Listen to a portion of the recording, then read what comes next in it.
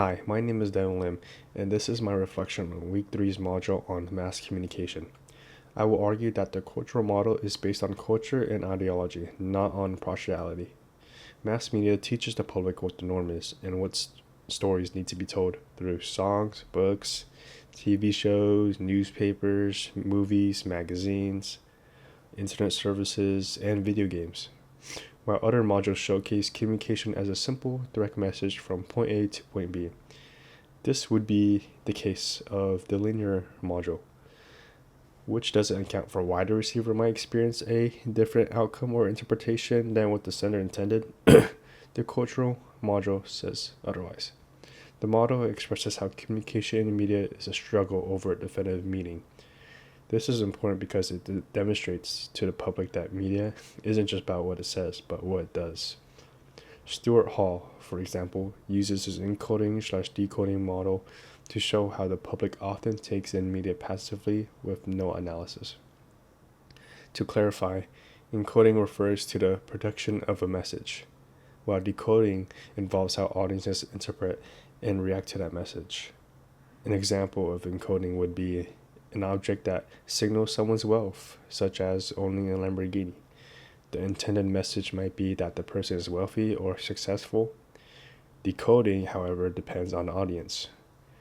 One person might see the Lamborghini and feel inspired to work hard to achieve that lifestyle, while another might dismiss it as unrealistic or unattainable. This shows how the same encoded message can be interpreted in very different ways. He states that the meaning that is produced and the meaning that's interpreted are not identical at all. This leaves no room for the audience to predict the interpretation, and this is where the culture comes into play. The determining factor is not only what the sender wants to convey. Examples like TV shows on Netflix or Hulu, trends on YouTube or TikTok, and political events all generate different reactions from a wide range of people. Everyone might have a different reaction when they watch the last episode or movie, either disliking it or liking it. And politics, of course, has many different sides. In my personal experience, I remember watching Godzilla, the 2014 movie, for the first time and loving it. Then a friend of mine hated it, and then I asked why. He said it was because of the little screen time of the actual Godzilla. When I realized he was right, I came to the conclusion that I didn't enjoy the movie as much anymore, because I wanted to see more of the actual monster. But aside from that, Hall's module consists of preferred reading, oppositional reading, and negotiated reading. The preferred reading explains how culture works and how the public receives information. It is related to the texts in the media. Next is the oppositional reading, where someone rejects the media message and creates an alternative interpretation. This is a situation where a person struggles with the dominant code, becomes confused about acceptance, and ultimately ends up with critique. Social media constantly increases oppositional reading every single day. A great example of this would be today's politics, how people view our current president, Donald Trump, and the reactions to Charlie Kirk's death.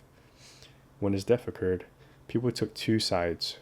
Some celebrated his death and mentioned Trump next, while others argued that politics should never result in violence. His death was all over social media, including TikTok, X, and Instagram. The negotiated reading normally accepts the preferred reading, but subtly rejects and modifies it. This results in contradictions and leaves room for debate. Ultimately, these readings prove that meaning gets political. How a person receives a message is determined not only by language but also by identity, age, race, and gender. But who decides how to decode these messages? In 1983, 50 companies owned 90% of our media, and today it's just 6. These include Disney, Comcast, Sony, Paramount Global, Fox, and AT&T. To go deeper, only a small group of executives decide what can be aired or streamed. They also decide how media reaches the public, which plays in part of shaping our culture today. They also decide what media is mainstreamed or not. All this makes it harder for other individuals to get their work and name out due to the centralization of power. All these create capitalism and the illusion of freedom and choice. Another important note is the impact of mergers. For example, when Disney bought Fox in 2019 and AT&T acquired Warner Media in 2018. These mergers limit the diversity of viewpoints across media, meaning fewer owners and consequently fewer perspectives on various platforms. The Big Six control culture in a major way, and in this way, they create the norm for the public and fund stories that are produced according to corporate values. This raises the big question: is there freedom in this or not? Ultimately, the system perpetuates a cycle of control and power, and media is not just entertainment but also a business enterprise. Business means taking control. When we are introduced to two different models, the skyscraper model and the map model. The skyscraper model demonstrates what is meant by high art versus low art. High art includes things like ballets, art museums, and symphonies. Art that is top notch and deserves to be seen by a wide audience. A good example of high art would be Hamilton on Broadway, which is extremely famous due to its innovation. And low art consists of video games, reality TV, soap operas, and popular music. And a good example of low art would be the reality TV show Keeping Up with the Kardashians. These two differences create a cultural hierarchy, establishing two types of classes of culture, one being worthy, one being not. On the other hand, the culture as a map model disrupts the system and establishes fluidity in culture. The model shows appreciation for individuals, embraces diversity, and allows different art to be seen, enabling people to experience the various cultures. It shows that culture never stops, and it just keeps going. A great example of this would be TikTok dance trends, where a dance is created and others repeat it, forming a culture, like the renegade dance in the early stages of TikTok. In the present day of TikTok, kids are creating new slang for the vocabulary, like the Lulu, Riz, and the number 67. Trust me, all the kids today are saying 6-7 nonstop, and I can never understand why. Even my little brother and baby sister are saying it every single day. My little brother tells me everyone says it in class. The teacher has to ban the number 6-7 because it was getting out of hand when they learn. But overall, this slang is shaping the language for these kids and how they talk in real life. It's really changing.